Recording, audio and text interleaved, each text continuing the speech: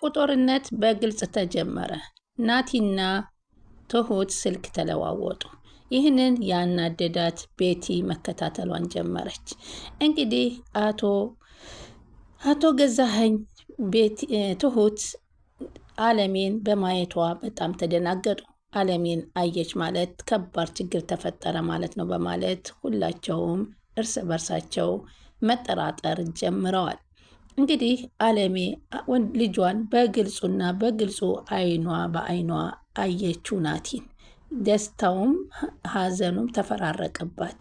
እውነት ልጄ ነው ወይ በማለት ራሷን ደፋ ብላ በማስታወስ ኧረ እባክሽ ትሁቴ ድረሽልኝ፣ እውነት ይሄ ልጄ ያየሁት ናትዬ ነው ወይ አለ በህይወት ካለ እስከዚህ በኋላ እኔም ቢገሉኝም ግድ የለኝም ችግር የለኝም እያለች በጭንቀት ሞተ።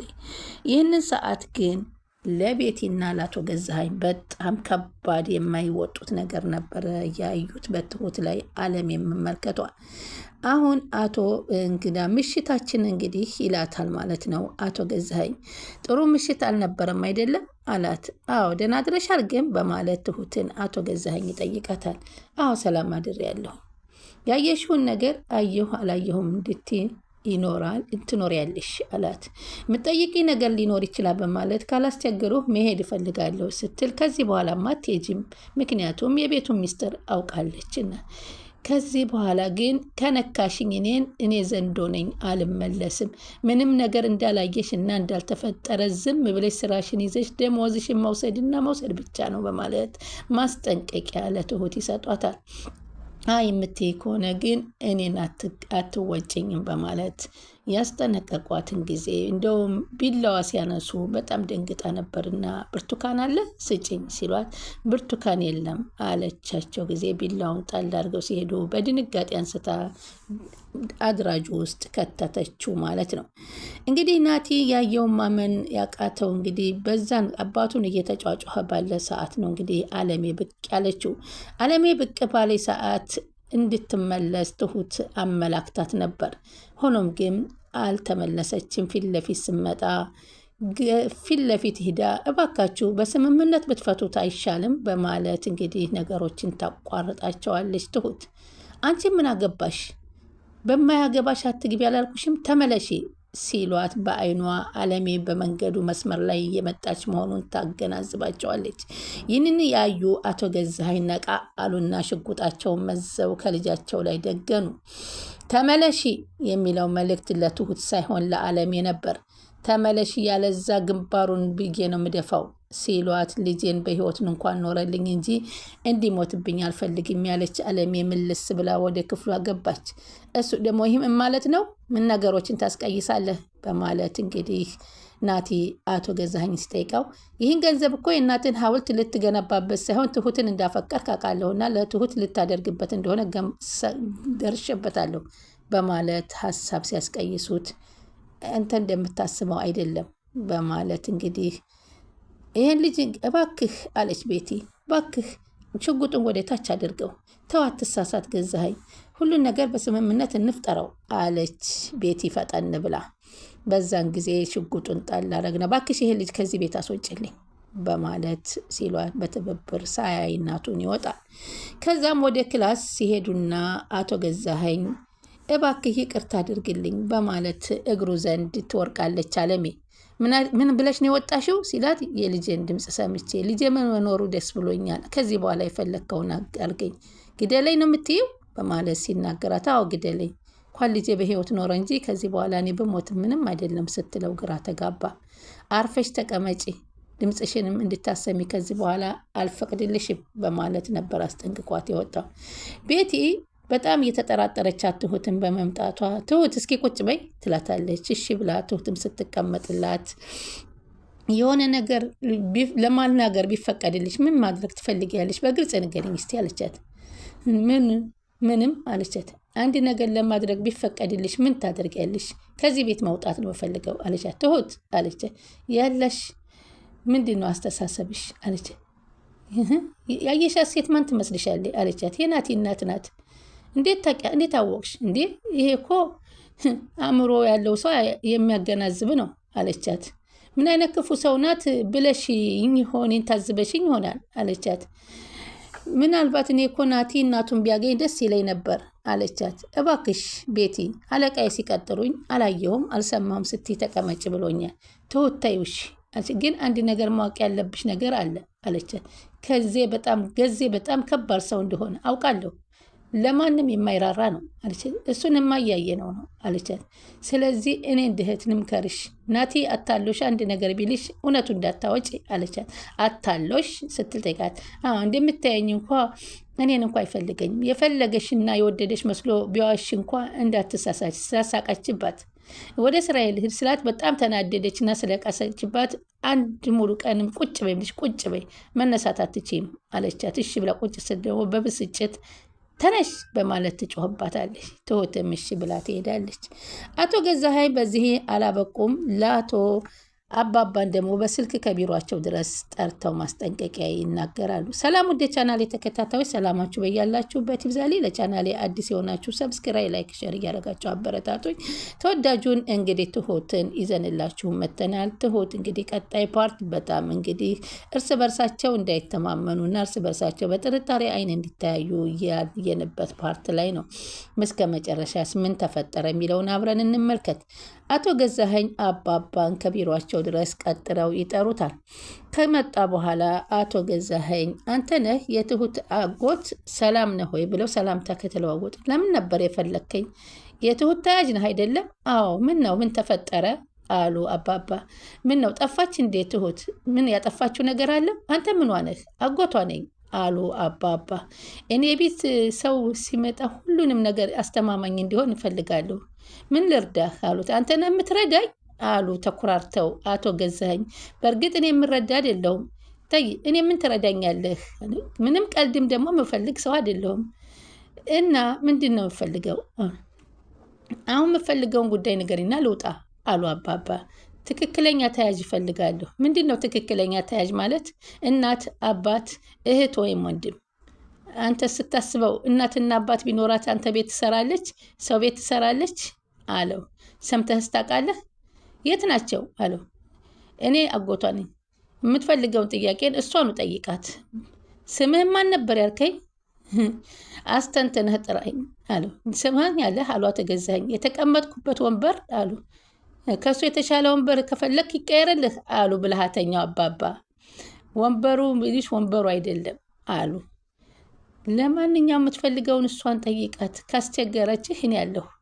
መልካም ቀን በማለት አባባ ተኩራርተው የእሱ ወንበር የተቀመጠበት ወንበር የሰው ልጅ በቤት ውስጥ ስብዕና የሚደበድብ ወንበር እንደሆነ የተረዱት አባት ምንም ከሰው የማይሻሉ መሆናቸው አቶ ገዛኸኝ ዝቅ እና ከፍ አድርገው ተናግረዋቸው ወጡና ለትሁቴ ደውለው ትሁቴ አለቃሽ እኮ ቢሮ ድረስ ቀጥሮ ለማስፈራራት እኔ ሙከራ አድርጎ ነበር። የኔ ጦሳ ያልቅም አላልኩም አባባ አለች ትሁቴ። እዚህም ብዙ ነገር ተፈጠረ እኮ።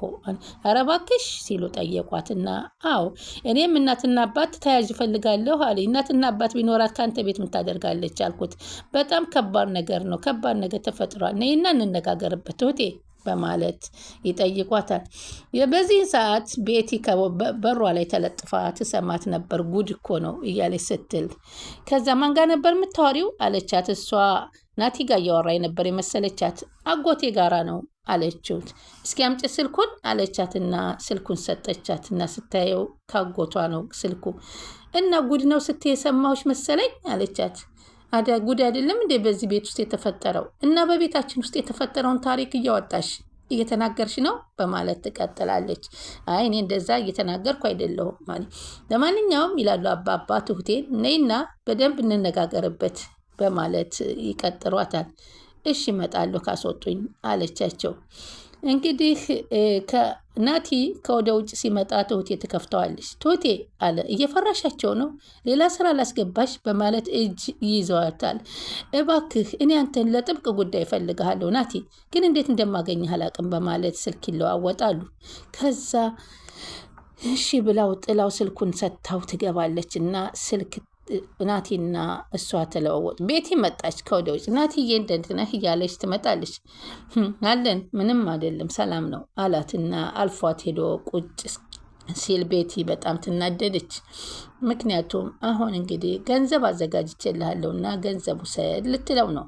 ምክንያቱም ገንዘቡን ሰጥተን አፉን ካልዘጋን እናቱን እንደሆነ በዚህ ቤት ውስጥ አይቷታልና እናት ልጅን አይታለችና ትልቅ ችግር ሊፈጠር ነው በማለት አገናዝበዋል።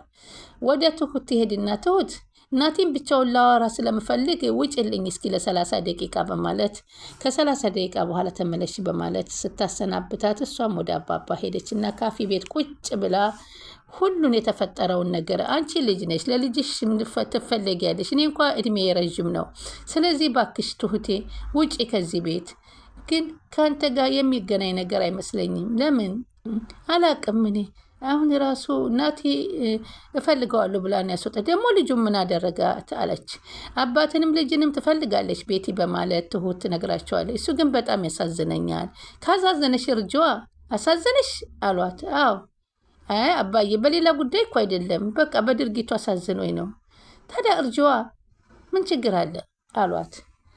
ግን ብትወጪ ጥሩ ነው፣ ነግረሽው ግን ውጭ፣ ሳትነግሪው እንዳትወጪ በማለት አባባ ያስጠነቅቋታል። እሺ ብላ ትሁት ትወስናለች። ከዛም በኋላ እንግዲህ ወደ ቤቲና እሱ ስለ ገንዘቡ ጉዳይ ይነጋገራሉ። ከዛ ሲነጋገሩ አንቺ ገንዘብ የምትሰጭኝ አንቺ ምን ስለሆንሽ ነው በማለት ነበረ ያላት።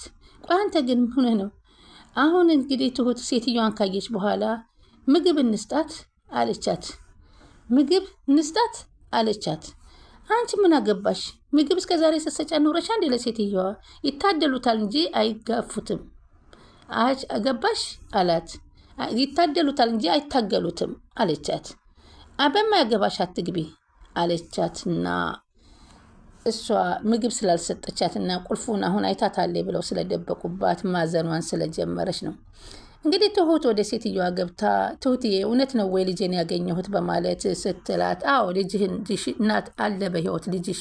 ስለዚህ ደግሞ ነገሮች እንዳታበላሽ እባክሽ አለሜ ተረጋጊ። እኔ ከዚህ በኋላ አንቺ ክፍል ልመጣ ላልችል እችላለሁ፣ ግን በውጭም ሁኜም ሆነ በዛ ሁኜ አንቺን ከመርዳት ወደኋላ አልልም። ናቲ መኖሩን ስላይ አረካውን በኋላ ነቲን ስላየሁኝ ብንትን ቢሉኝም ችግር የለም ቢገሉኝም ለምን ትኖሪያለሽ? እንደውም አሁን ለመኖር መጓጓት አለብሽ አለምዬ አለቻትና እሺ ብላ ወጣች። ከዛም በኋላ እንግዲህ ትሁትን ትጠራትና ስሚ አለቻት። አሁን ምንድን ነው የምትይው? አሁን ምግብ ካልሰጠኋት ነው የምትይው አለቻት። እኔ ሰው አይደለሁም ወይ? እስከ ዛሬ አንቺ በላሽ መሰለሽ እንዴ? ቤቲ ቢታደሉታል እና አይታገሉትም። ከናቲ ጋር ለመጨረሻ አትቀራረቢ፣ አትመጣጠኑም። ኧረ እባክሽ ትተኛለሽ? አቤት አቤት አለቻት። ምን አልሽ? እኔን ተይኝ፣ የምትፈልጊውን እሱን ጠይቂው። እኔ ምንድን ነው እንደዚህ የምታደርጊኝ? እሱ ነው የልብ የሰጠሽ ናቲ ነው አይዞሽ ያለሽ እሱ ነው። እኔ ማንም አይዞሽ ያለኝ የለም። ቢልሽም አንቺ አትመጠኘውም። ስለዚህ እንዳትታለሊ አለቻት። አሁን ትተኛለሽ አትተኝም ስትላት አልተዋት ስትል ቤት እንግዳውማ የቀጠረኝ አለቃዬ እስከሚመጣ ሲመጣ መጣለሁ ብላ በሩን ከፍታ ትሁት ገልብጣት ቤቲን ወጣችና ናቲ ጋር ተቀጣጥራ ከናቲ ጋር ተገናኘችና ናቲን እንግዲህ ናቲን እንገርህ አሁን አንተ ተረጋግተህ አዳምጠኝ፣ እናትህ በህይወት አለች የሚለውን ነገር አበሰረችው። ማመን አቃተው። ደስታው በቃ በጣም ተደሰተ። ሆኖም ግን ይህንን የተጠራጠረችው ቤቲ እየተከተለች ከኋላ ሂዳ ነበርና ምንም እንዳወሩ ባታቅም ቤቲ ናቲና ትሁት መገናኘታቸውን አየቻቸው። ከባድ ችግር ተፈጠረ። ቀጣይ ምን ይሆናል የሚለውን አብረን እስከምንከታተል ሰላማችሁ በያላችሁበት ይብዛልኝ። ላይክ ሼር እያደረጋችሁ ይጠብቁ።